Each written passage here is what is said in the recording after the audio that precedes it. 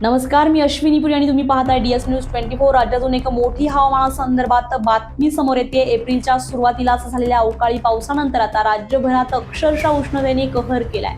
तापमान थेट 44°C पर्यंत पोहोचलेलं आहे, तर काही जिल्ह्यांमध्ये उष्माघातामुळे मृत्यूची नोंद झालेली आहे। दरम्यान मुख्यमंत्री देवेंद्र फडणवीस यांनी दुपारी 12 ते 4 या वेळेत काम करणाऱ्या कामगारांना काम बंद ठेवण्याचे आदेश देखील दिले आहेत। पण या उष्णतेच्या तडाख्यातून नागरिक सावरत असतानाच आता पुन्हा एकदा अवकाळी पावसाचा इशारा देण्यात आलेला आहे। हवामान विभागाच्या अंदाजानुसार 20 ते 22 एप्रिल दरम्यान राज्यातील विविध भागांमध्ये वादळी वाऱ्यासह विजांच्या कडकडाटासह पावसाची शक्यता वर्तवण्यात आलेली आहे।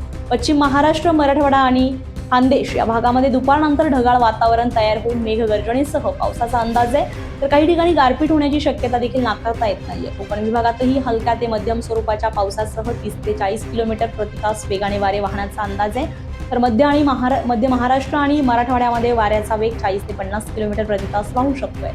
दरम्यान हवामान अभ्यासकांनीही काही जिल्ह्यांमध्ये गारपिटीसह पावसाचा इशारा दिलाय, तर दक्षिण महाराष्ट्रामध्ये पावसाचं प्रमाण अधिक राहण्याची शक्यता व्यक्त केलेली आहे।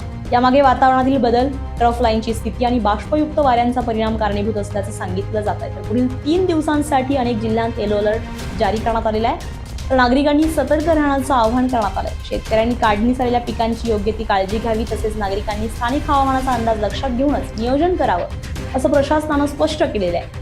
एकीकडे कडाक्याची उष्णता आणि दुसरीकडे अवकाळी पावसाचा धोका, त्यामुळे राज्यामध्ये पुढील काही तास हवामानाचा दुहेरी तडाखा जाणवल्याची शक्यता आहे। उष्णता आणि अवकाळी या दोन्ही संकटाच्या छायेत महाराष्ट्र, त्यामुळे सावध राहणं आता गरजेचं आहे।